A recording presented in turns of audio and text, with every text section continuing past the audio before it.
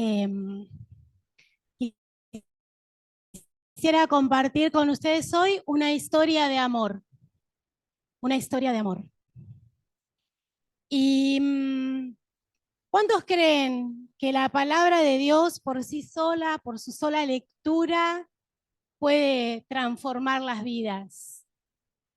Vamos a leer la palabra de Dios. Van a ser aproximadamente 8 minutos de lectura. No se pongan nerviosos. La palabra de Dios tiene poder. A veces decimos, bueno, vamos a hablar de esta historia que todos conocen o que la mayoría conoce, y me agarró una angustia de pensar, y si alguien no la conoce, entonces la vamos a leer completa. Vamos a leer juntos el libro de Jonás. Yo lo voy a leer en la Reina Valera contemporánea. Si no lo pueden seguir porque es diferente, les ruego que tengan en el corazón el deseo que Dios les hable. Entonces, si no hay coincidencia, va a haber poder de Dios. Dice, la palabra del Señor vino a Jonás, hijo de Amitai, y le dijo, levántate y ve a la gran ciudad de Nínive y predica contra ella, porque hasta mí ha llegado la maldad de sus habitantes. Y Jonás se levantó para irse a Tarsis y huir de la presencia del Señor. Descendió a Jope y halló una nave que partía para Tarsis. Entonces pagó su pasaje y para alejarse de la presencia del Señor subió a bordo dispuesto a irse con ellos a Tarsis. Pero el Señor hizo que en el mar se levantara un fuerte viento y se desató una tempestad tan grande que parecía que la nave se iba a partir. Los marineros tenían mucho miedo y cada uno de ellos clamaba a su Dios. Entonces echaron al mar los enseres que había en la nave para deshacerse de ellos. Jonás, en cambio, había bajado al interior de la nave y se había echado a dormir. Así que el patrón de la nave se le acercó y le dijo, ¿qué te pasa, dormilón? Levántate y clama a tu Dios. Tal vez tenga compasión de nosotros y no pereceremos. Los marineros decían cada uno a sus compañeros, vengan, echemos suerte para saber por culpa de quién nos ha sobrevenido este mal. Y echaron suertes y la suerte recayó sobre Jonás. Entonces ellos le dijeron, dinos ahora, ¿por qué nos ha sobrevenido este mal? ¿A qué te dedicas? ¿De dónde vienes? ¿Cuál es tu país? ¿De qué pueblo eres? Y él les respondió, soy hebreo y temo al Señor, Dios de los cielos que hizo el mar y la tierra. Aquellos hombres tuvieron mucho miedo y le dijeron, ¿por qué has hecho esto? Y como sabían que Jonás huía de la presencia del Señor, pues él mismo se los había dicho, le dijeron, ¿qué haremos contigo para que el mar se calme? Y como el mar se iba embraveciendo más y más, Jonás les respondió, bueno, agárrenme y échenme al mar y el mar se calmará. Yo sé bien que por mi culpa les ha sobrevenido esta gran tempestad. Aquellos hombres se esforzaron para llevar la nave a tierra, pero no pudieron porque el mar se iba embraveciendo más y más. Entonces clamaron al Señor y dijeron, Señor, te rogamos que no nos dejes perecer por causa de este hombre, ni nos culpes de derramar sangre inocente, pues tú, Señor, haces lo que te parece mejor. Entonces tomaron a Jonás y lo arrojaron al mar, y la furia del mar se calmó. Y aquellos hombres sintieron gran temor del Señor y le ofrecieron un sacrificio y le hicieron votos. Pero el Señor tenía preparado un gran pez para que se tragara a Jonás, y Jonás estuvo en el vientre del pez 3 días y 3 noches. Entonces Jonás oró al Señor su Dios desde el vientre del pez y dijo, Señor, en mi angustia te invoqué y tú me oíste. Desde el fondo del abismo clamé a ti y tú escuchaste mi voz. Me echaste a las profundidades del mar y las corrientes me rodearon. Todas tus ondas y tus olas pasaron sobre mí. Entonces dije, me has desechado delante de tus ojos, pero todavía he de ver tu santo templo.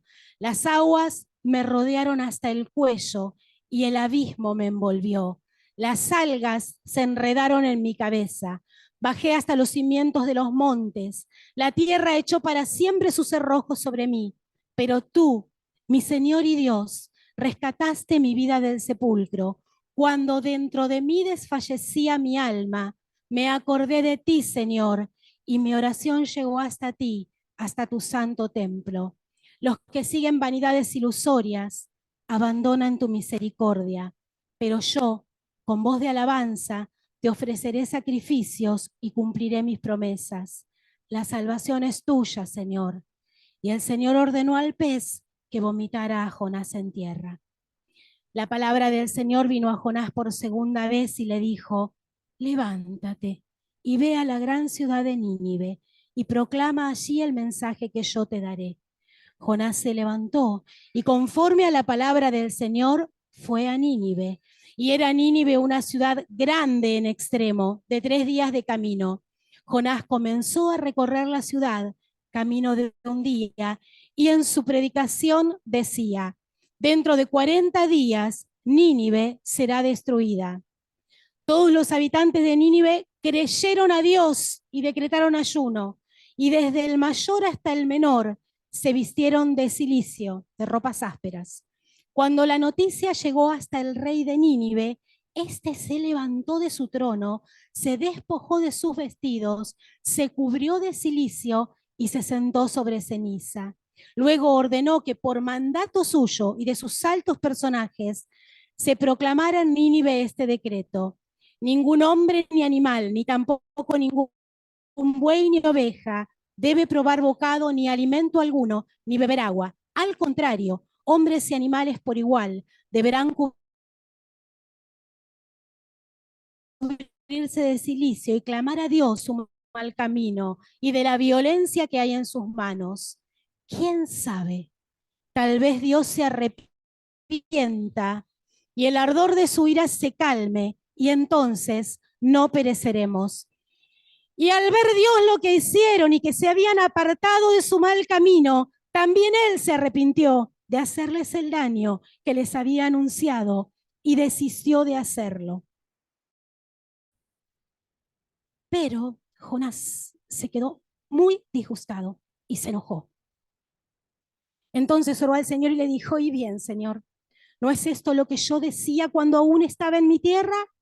Por eso me apresuré a huir a Tarsis. Ya sabía yo que tú eres un Dios clemente y piadoso, lento para la ira y grande en misericordia, y que te arrepientes del mal. Yo te ruego, Señor, que me quites la vida. Prefiero la muerte a la vida. Y el Señor le dijo, ¿te parece bien enojarte tanto? Entonces Jonás salió de la ciudad y acampó en la parte oriental de la ciudad. Allí se hizo una enramada y se sentó bajo su sombra, esperando a ver lo que sucedería en la ciudad.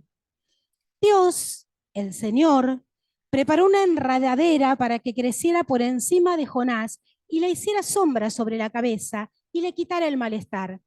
Jonás se alegró en gran manera por la enredadera, pero al día siguiente, al llegar el alba, Dios dispuso que un gusano dañara la enredadera y ésta se marchitó.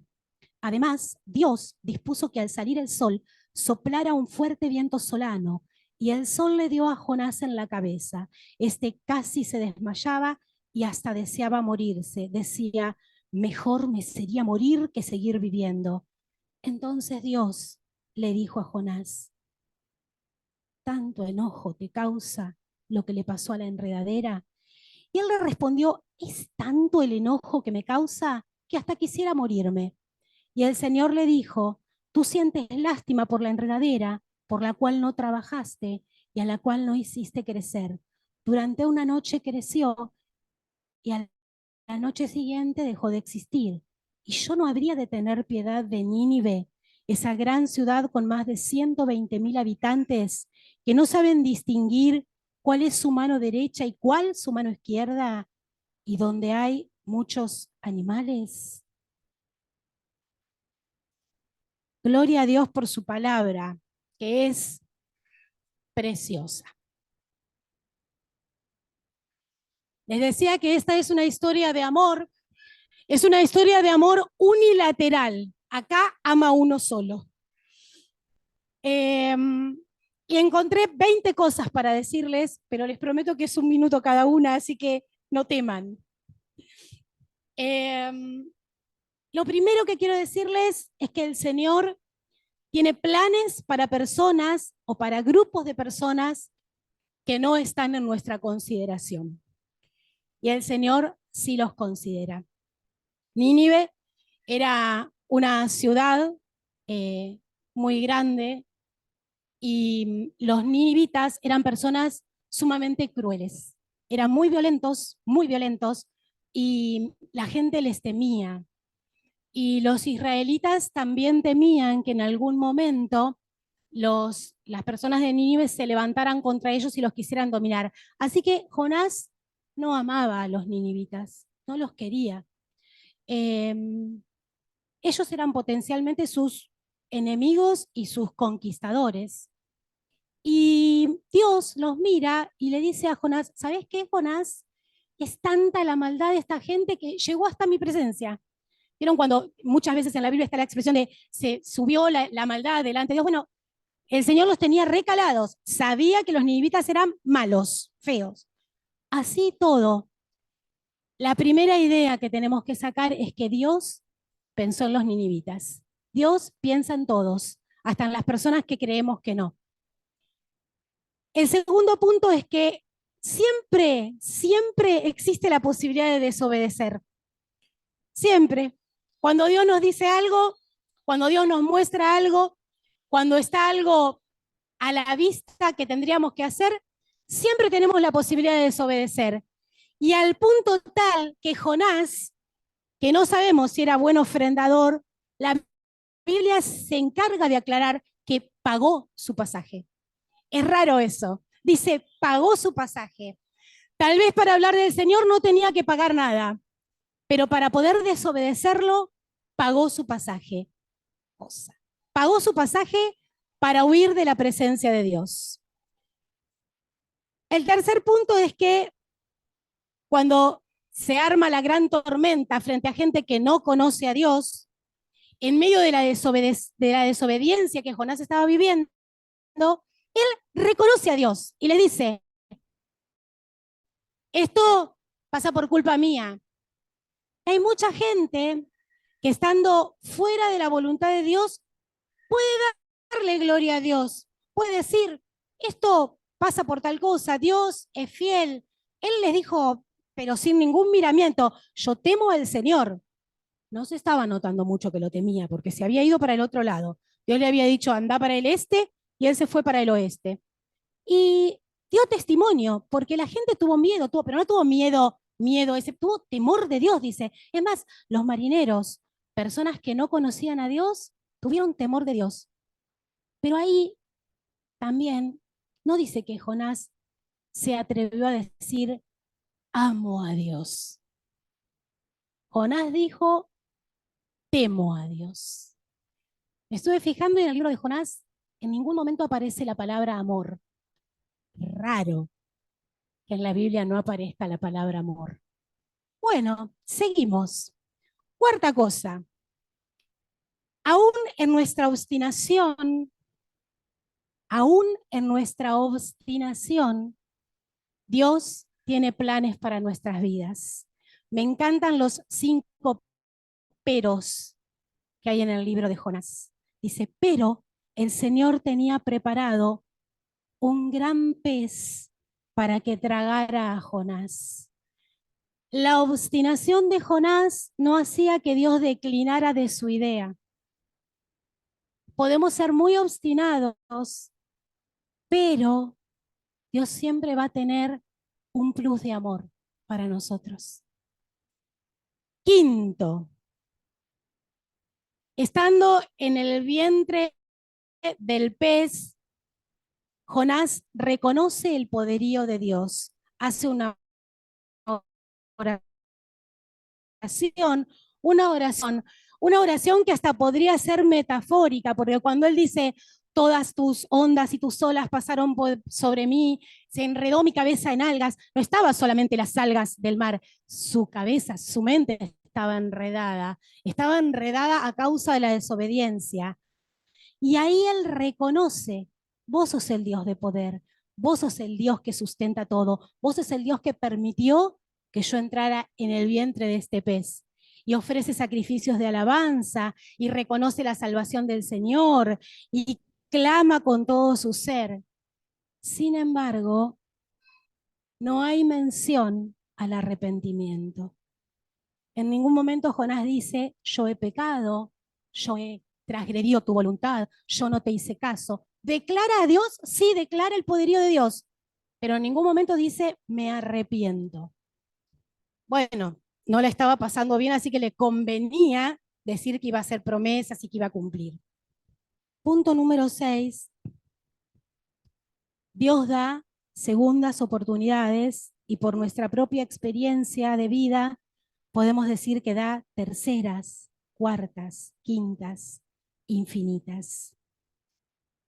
Y en el capítulo 3 dice, la palabra del Señor vino a Jonás por segunda vez. ¿Cuántas veces Dios nos tiene que hablar por segunda?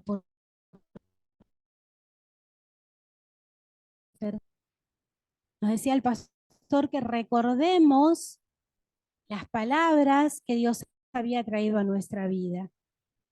Y de alguna manera, cuando una autoridad espiritual nos dice, recordá las palabras, es Dios mismo diciéndote, recordá las palabras, recordá las palabras, recordá las palabras que traje a tu vida, recordá las palabras, recordalas, recordá las palabras. Es sabio, es prudente recordar las palabras que Dios nos ha dado. Y en este caso, viene el Señor a hablarle a Jonás, ¿y qué le dice? Lo mismo que antes. Ve a Nínive, a esa gran ciudad, y proclama que su maldad ha llegado. Bien, punto número 7. Jonás obedece, recorre la ciudad predicando, y acá hasta podría parecer que el corazón de Jonás se había amalgamado con la voluntad de Dios porque va y hace lo que Dios dice. Les dice, sencillito, dentro de 40 días, Nínive va a ser destruida. Pasaba 3 días caminando estuvo. Dentro de 40 días, Nínive va a ser destruido. Cumplió, bien. El punto número 8 es que los ninivitas se arrepienten, reconocen a Dios. Dice que todos, desde los más chiquititos hasta los más grandes, entendieron que había un Dios que les estaba llamando la atención y que el rey y todos los grandes mandatarios se ponen ropas ásperas. Cuando la palabra dice se visten de silicio, es como que se ponen ropas, me imagino tipo tela de arpillera, cosa que raspe, que no genere comodidad, que te haga recordar que estás en una situación de humillación. Se vistieron, no comieron, se arrepintieron. O sea que esto nos remite al punto número 1, que el Señor tiene planes para personas que tal vez no están dentro de nuestra consideración. Esas personas en las que el Señor había pensado, unos capítulos más adelante, reconocen a Dios. Punto número 9. Comienza el enojo de Jonás. Una locura. Jonás se enoja porque los ninivitas se arrepienten, pero no se enoja un poquito, se enoja un montonazo. Al punto que el Señor le dice, ¿te parece, Jonás? ¿Estaría bien que te enojes tanto? Y pensaba, mientras meditaba en este libro, que podemos estar enojados en medio de una gran bendición. Puede estar pasando algo tremendo y nosotros estar enojados.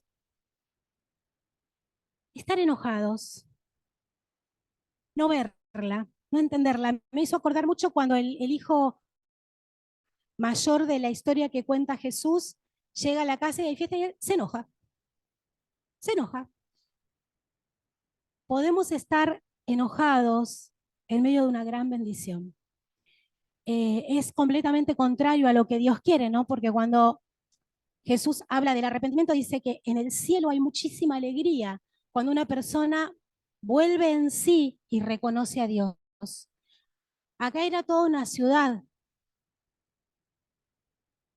dice 120.000 habitantes, muchísimo para la época igual, pero se enojó, se enojó mal, al punto que Dios le dice, Jonás, ¿te parece? ¿Te parece estar perdiéndote esto que todo el pueblo está y vos ahí enojado? Bien, podemos estar enojados en medio de una gran bendición. Punto número 10. Jonás, como buen ser humano, justifica su enojo. Es un tonto porque lo justifica diciendo las palabras de bendición de Dios que están en Deuteronomio. Reconoce la misericordia de Dios. Dice, yo te voy a explicar, Dios, por qué me enojé. Cuando vos me hablaste la primera vez, yo dije, estos se van a arrepentir, Dios los va a perdonar y yo voy a quedar como un estúpido. El profeta que dice cosas que no se cumplen. Además, los ninivitas son horriblemente malos. Yo no quiero que los perdones. Y yo sabía que los ibas a perdonar. Entonces, él habla con Dios como, te voy a convencer. Pero los ninivitas ya se habían arrepentido y Dios ya los había perdonado. Sin embargo, él tiene el tupé, qué palabra vieja, tiene el tupé de decirle a Dios, estoy enojado por culpa tuya, porque vos sos bueno, porque tu misericordia es grande, porque sos lento para la ira, y ahora que todos estos se arrepintieron. Y él, yo no sé si es que estaba tan enojado porque se convirtió en un profeta que anunció algo que no iba a suceder, pero él, yo creo que sabía que iba a pasar, pero no hizo nada para que pasara, porque él les decía, la palabra lo dice, de aquí a 40 días Nínive será destruida. Y en ningún momento agregó, arrepiéntanse, vuélvanse a Dios. Él solamente les dijo, bueno, les digo lo mínimo, a ver si con eso, pero la palabra de Dios tiene tanto poder que aunque Jonás no hizo todo lo que debía hacer, la gente se arrepintió igual. En el punto número 11, ya Jonás está en un estado de enajenación, de locura. Le dice, yo te ruego, Señor, que me quites la vida. Prefiero la muerte a la vida. O sea, se quería morir porque había gente que se había arrepentido. Es una historia como... Y eso me llevó a pensar que podemos, luego de vivir experiencias de servicios y milagros, perder el eje de la vida por cosas humanas, por pensamientos personales, porque las cosas no salen como yo quiero, perder el rumbo. Jonás estaba tan enojado, porque Dios había hecho lo que quería, que le decía, mátame, mátame. Es más, cuando les dijo a los marineros, tírenme al agua, también estaba queriendo morirse. Estaba queriendo morirse, solo que no le salió porque Dios no quería. Muchas veces somos tan obstinados, tan cabezaduras, queremos hacer lo que queremos y no nos damos cuenta que aunque nos tiremos del lugar más alto, Dios no va a permitir lo que Él no quiere que pase. Bien. Dios puede intervenir en nuestras vidas de tal manera que nosotros no nos quedemos con nuestra propia voluntad triunfando. Prefiero la muerte a la vida, le dijo Jonás. Punto número 12. Dios siempre intenta hacernos entrar en razón. Siempre, siempre. Dios siempre va a intentar hacerte entrar en razón a vos y a mí y a todo ser humano. Y otra vez le vuelve a decir, porque 2 veces pasa, ¿te parece bien enojarte tanto? Porque el Señor no anula nuestras emociones, no le dice, ¿te parece bien enojarte? Porque enojarse, se puede enojar todo el mundo. Pero el Señor le está preguntando, en esta situación, que es una situación de gloria, de arrepentimiento, de bendición, una situación de no muerte, una situación de esperanza, ¿te parece, Jonás, estar tan enojado? Y el Señor también nos pregunta, ¿te parece bien enojarte tanto por un error de una persona, por una situación que no comprendiste, por una situación que ves de una manera diferente? ¿Te parece bien enojarte tanto como para perderte la fiesta de la salvación? ¿Te parece bien enojarte tanto? ¿Estás queriendo morir por algo muy pequeño? Punto número 13. Jonás se sentó bajo la sombra de una enramada esperando a ver lo que sucedería en la ciudad.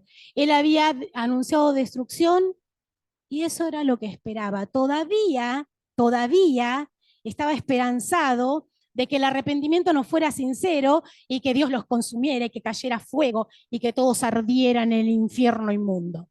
Ahí estaba, sentadito bajo la sombra de una enramada que él se había armado.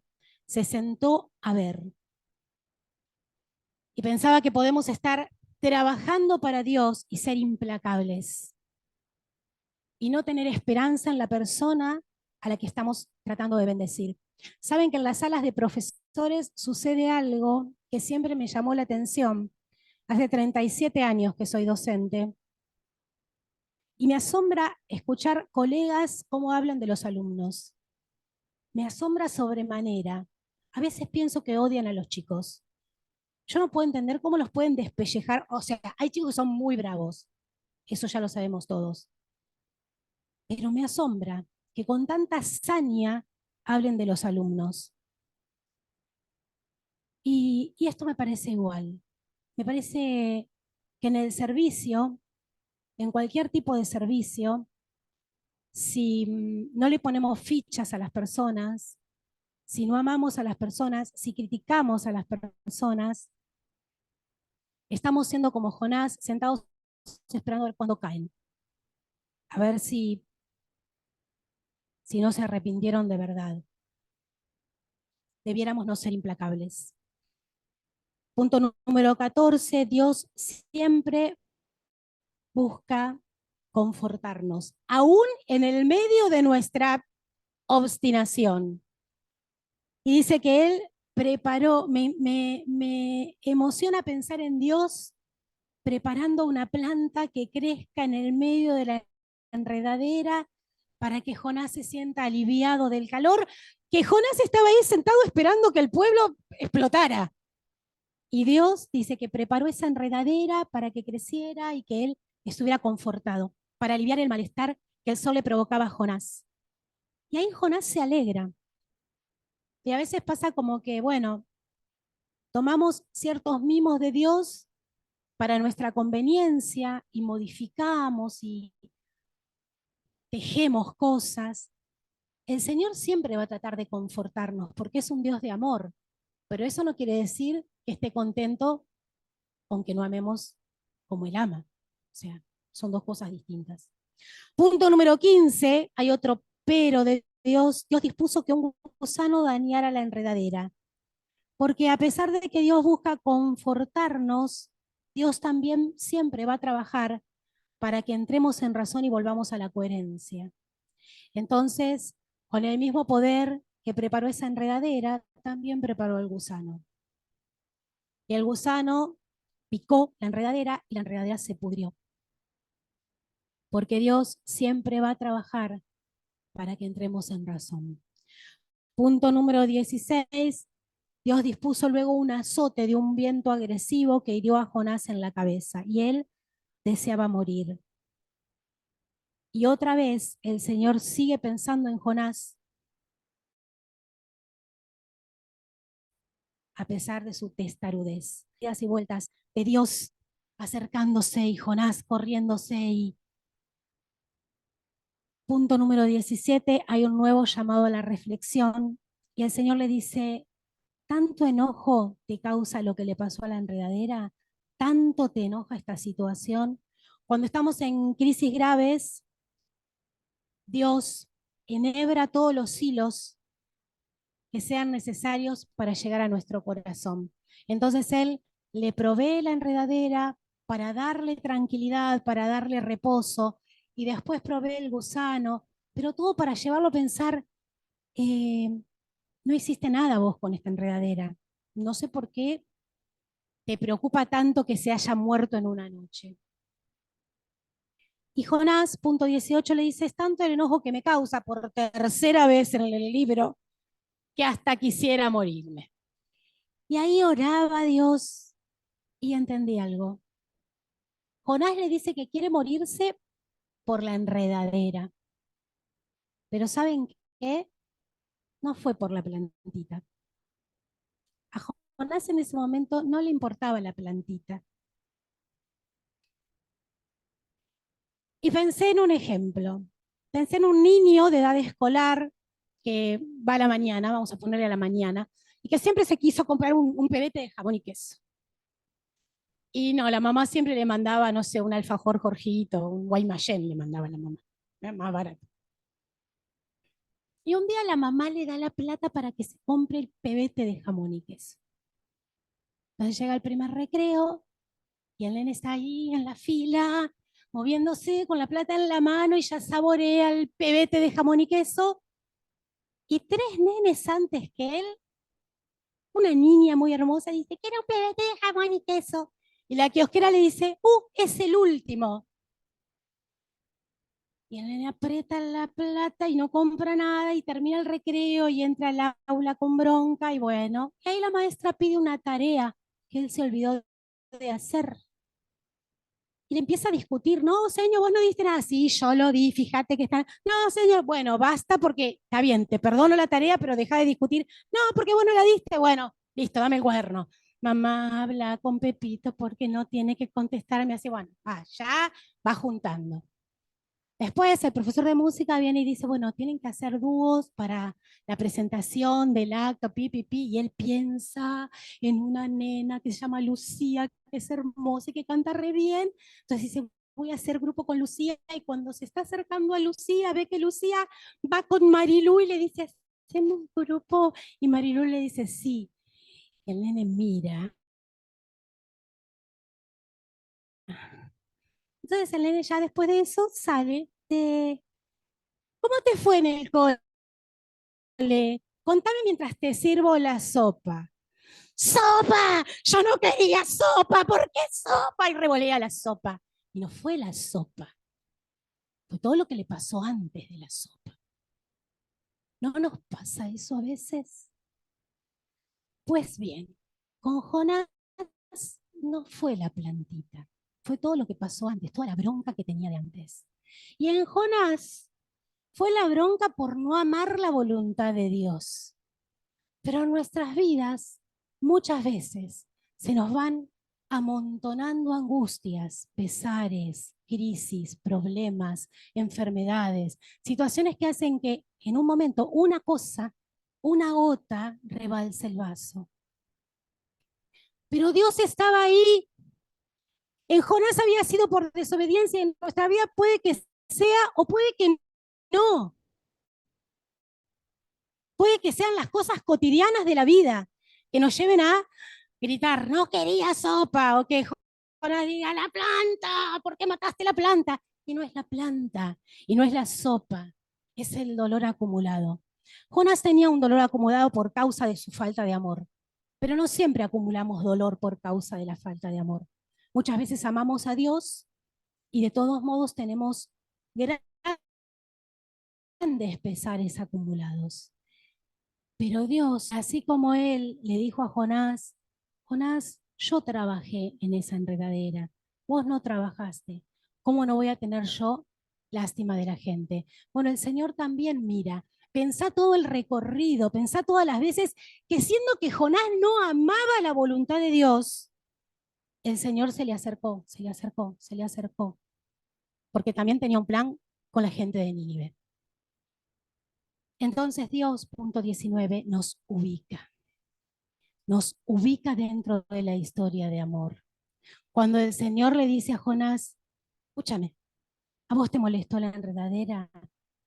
¿Cómo no voy a tener yo pesar por esos 120.000 ninivitas?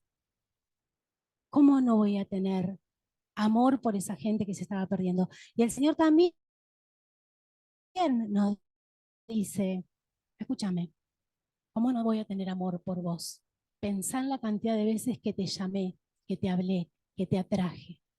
El Señor no. Y el punto número 20 es que Dios expresa su piedad para todas las personas. Cuando Él les dice, esta gente que no sabe distinguir su mano derecha de su mano izquierda. Hay otra versión que dice que no saben distinguir dónde está la oscuridad de la luz. El Señor está mostrando piedad para todos, para los que no lo conocen, para los que no saben nada. El Señor muestra piedad. Si bien en Jonás encontramos esto, una reacción violenta hacia la misericordia de Dios. La misericordia de Dios se renueva siempre. Quería invitarlos a pensar en cuál de esos puntos estamos. Estamos en el punto en que Dios nos habló y no nos agrada lo que Dios nos está diciendo y queremos huir. Estamos en el punto en que podemos reconocer a Dios como poderoso creador, pero aún así no hay arrepentimiento en nuestras vidas, un conocimiento intelectual de Dios. Estamos en el punto en que estamos enojados o enojadas por algo que no sale como yo quiero, que no es como yo quiero, que no me puedo adecuar a la voluntad de Dios. Estamos en el punto en que le discutimos a Dios. Estamos en el punto en que buscamos excusas y decimos es la planta, y no es la planta, es otra cosa que está abajo. Nosotros podemos estar en cualquier punto, pero Dios siempre está en el punto de acercarse y mostrarnos misericordia. Siempre. Vos podés estar en el punto que quieras, pero el Señor quiere que escuches esta noche que Él está en el punto de buscarte, de atraerte hacia Él, de atraerte, de mimarte, de encontrarte. El Señor siempre está en el punto del que da el amor. En esta historia de amor, Dios da el amor. Nosotros podemos responder con amor o sin amor. Podemos servir con amor o sin amor. Podemos vivir con amor. Podemos hablar de Dios con amor o sin amor. Pero el Señor siempre va a estar en el punto de tratar de llevarnos a la coherencia de su amor, de llevarnos a la integración de su amor. Vamos a orar un poquito. Querido Dios,